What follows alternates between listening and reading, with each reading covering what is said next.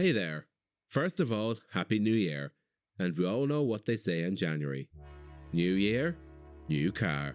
So as you know, importing cars in Ireland is a very popular alternative, but it can be very expensive and a very dangerous landmine if the correct research hasn't been carried out. I've made not one but 3 videos on this topic in the past, but since my last post in 2023, things have changed. And so in today's video, I'll be showing you how to import a car into Ireland. Again. Unlike my previous videos on this topic, I'm going to separate it into 4 separate areas. The first area being the steps required to import a car from Northern Ireland. The second being about importing a car from mainland United Kingdom. And the third would be about importing cars from Japan. And of course, the final one will be related to vintage cars.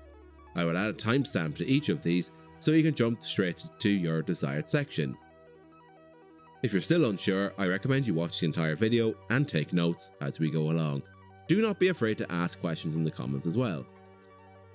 Each of these sections have very similar processes, but there are still some very important differences that must be taken into account, varying on where your dream car will be imported from. But before we begin, we must go through a few steps on the importing process as a whole. First, you need to know what car you actually want to buy. So search for what your dream car is on Irish websites such as CarZone and Dundee, or Facebook Marketplace if you want to live life on the edge. And while you're there, take a note of prices, specifications and mileage to establish a ballpark value.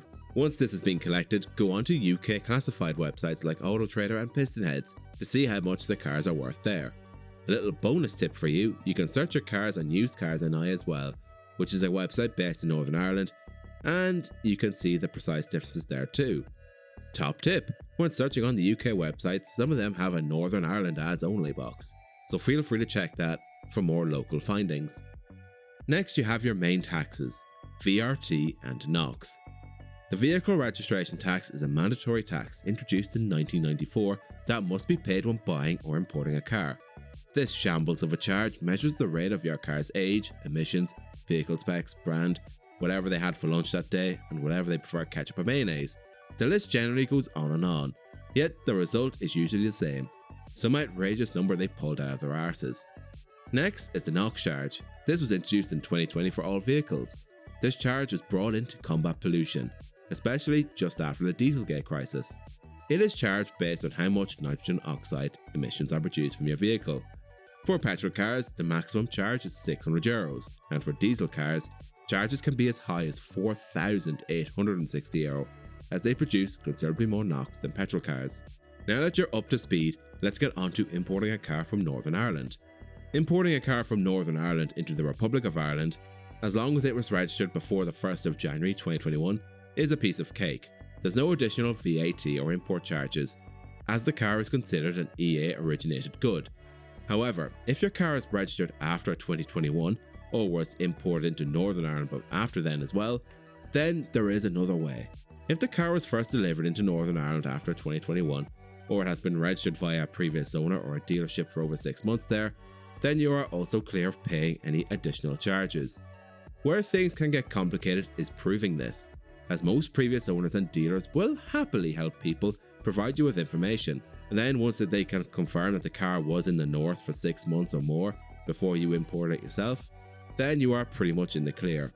At the end of the day, most Northern Irish dealers will be happy to help you here, as at the end of the day, they're revealing themselves to an even bigger market, so why would they not do that? If your car was registered in the UK before 2021 and it was sent to Northern Ireland afterwards, you will still need to provide the same amount of evidence, so do take note of this. Importing a car from the UK is a different story, however. If you've imported a car from mainland UK into Ireland before Brexit, then you are familiar with this particular process, as before then, buying a car abroad and importing it home, as long as it was from an EU country, was straightforward and didn't require any additional charges about VRT. However, things have changed since the Brits decided to make that terrible decision of leaving the EU, and now, if you were to purchase a car from the mainland United Kingdom and send it over, as it's not qualified as an EU good, then not only will you be paying your VRT, but you'll also be paying 23% in VAT and 10% in customs if the car itself you're bringing in wasn't made in the UK. Now, if you were to purchase a car in mainland United Kingdom and send it over, as it's not qualified as an EU good anymore, not only will you be paying your VRT, but you'll also be paying 23% in VAT and 10% in customs if the car itself wasn't produced in the UK. And if you have taste, it likely wasn't. The one simple technique to affordable motoring has been well and truly patched, and this can lead to some serious issues if you haven't done your research properly. So to distinguish why you should probably look at importing your car from Northern Ireland rather than the mainland UK, I will demonstrate with this car below. This is a 2018 Volkswagen Golf GTI Mark 7.5. So now let's say the car has been in Northern Ireland for over 6 months. The VRT calculator was working today for once, and so I was able to get a figure of €5,123. Convert the price of the car and add the VRT together, and that is a total payment of €23,018. Not bad. However, let's say you pick this car up from mainland UK for the same price. And now let's say you add your 23% VAT to the purchase price, which is €4,115 once converted. And don't forget to add your 10% customs charge of €1,790, meaning that the total cost of this car is an eye-watering €28,123. That is €5,105 more than what you would be paying if the car was in Northern Ireland. If I am being brutally honest, purchasing a car in mainland UK simply isn't worth it anymore, unless it's an EV which basically pays no VRT or a very low emissions plug-in hybrid. Another way of distinguishing whether a car has come from Northern Ireland all its life is by looking at the registration plates. In mainland UK, there are 2 letters following by 2 numbers. These letters indicate the area and the numbers that indicate its age. However, in Northern Ireland, these plates feature just 3 letters and then 4 numbers. Now that we have the UK and Northern Ireland out of the way, let's get on to our third part of the video, importing a car from Japan. Importing cars from Japan was once a method for car nerds to get forbidden fruit into Ireland. Nowadays, it's used by lots of people, especially dealers, even bringing in normal European cars.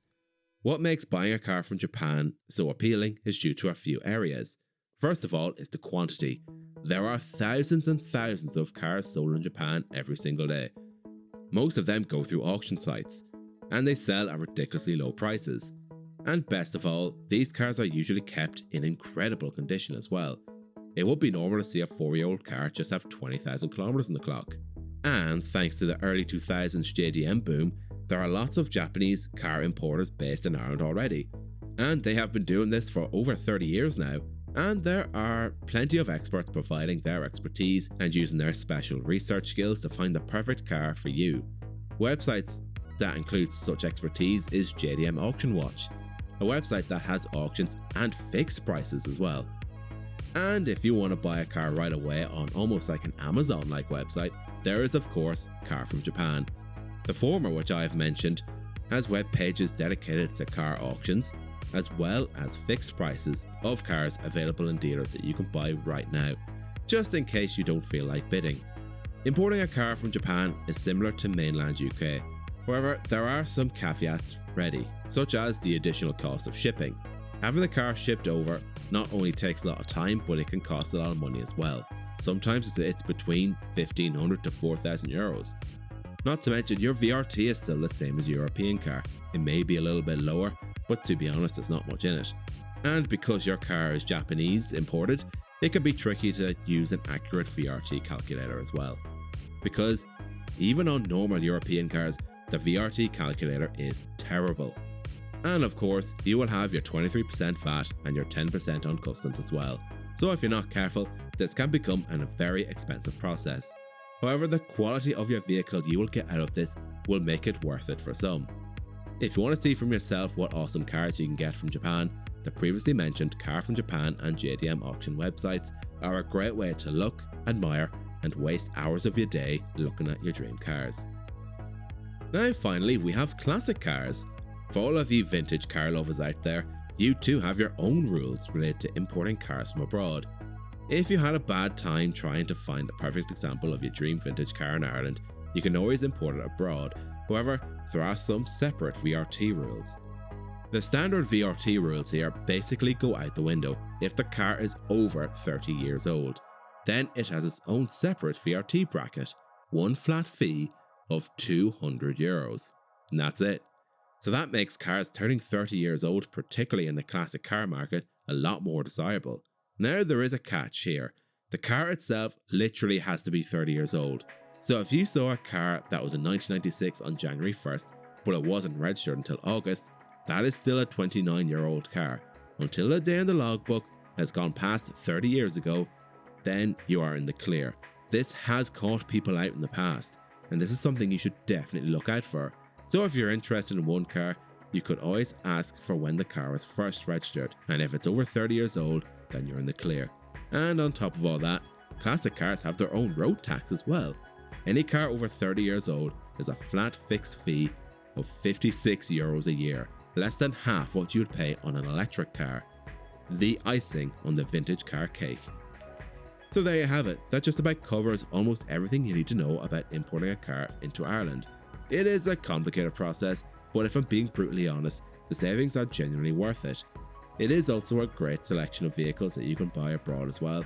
And if you look at Northern Ireland, particularly in EV, I think it's a good place to look.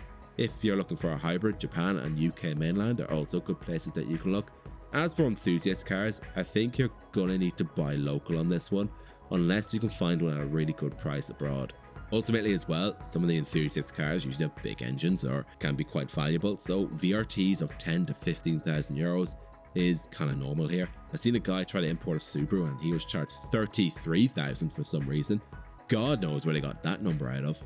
But anyways, if you have imported a car yourself and you have any further tips and tricks, or even any more questions, please leave them down in the comments below, and I really hope you enjoyed this video. And if you did, remember to like, share and subscribe.